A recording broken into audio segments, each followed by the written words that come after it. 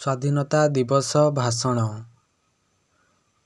ସମ୍ମାନନୀୟ ସଭାପତି ମହୋଦୟ, ପୂଜ୍ୟ ଗୁରୁଜନ ବୃନ୍ଦ, ଭଦ୍ରମଣ୍ଡଳୀ ଏବଂ ଏଠାରେ ଉପସ୍ଥିତ ସାନ ବଡ଼ ଭାଇ ଓ ଭଉଣୀମାନେ ତଥା ଏଠାରେ ଉପସ୍ଥିତ ମୋର ସହପାଠୀଗଣ, ଆଜିର ଏହି ପବିତ୍ର ସ୍ୱାଧୀନତା ଦିବସ ଅବସରରେ ମୋତେ କିଛି କହିବାର ସୁଯୋଗ ମିଳିଥିବାରୁ ମୁଁ ନିଜକୁ ଧନ୍ୟ ମନେ କରୁଛି।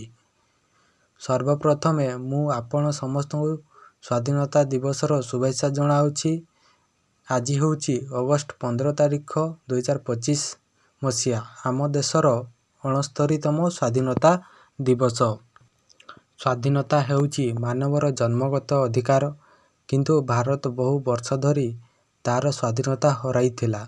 ସ୍ୱାଧୀନତା ପ୍ରାପ୍ତିର ପୂର୍ବ ସମୟ ଥିଲା ଭାରତୀୟମାନଙ୍କ ପାଇଁ ଦୁଃଖ ଦୁର୍ଦ୍ଦଶା ଏବଂ ଯନ୍ତ୍ରଣାର ଦିନ।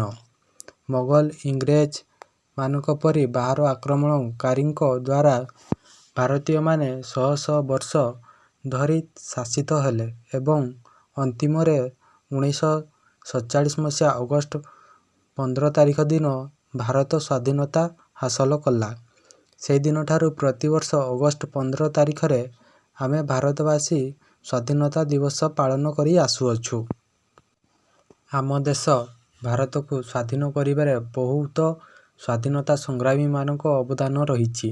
ଯେପରି ସୁଭାଷ ଚନ୍ଦ୍ର ବୋଷ, ବାଜି ରାଉତ, ରାଣୀ ଲକ୍ଷ୍ମୀବାଇ, ମହାତ୍ମା ଗାନ୍ଧୀ ଏପରି ଅନେକ ବୀରପୁତ୍ରମାନେ ଥିଲେ ଯେଉଁମାନେ ନିଜ ଜୀବନକୁ ଖାତିର ନ କରି ଦେଶ ପାଇଁ ଲଢ଼େଇ କରିଥିଲେ ଏବଂ ତାଙ୍କ ଏହି ଅବଦାନ ଫଳରେ ହିଁ ଆଜି ଆମେ ସ୍ୱାଧୀନତା ହାସଲ କରିପାରିଛୁ।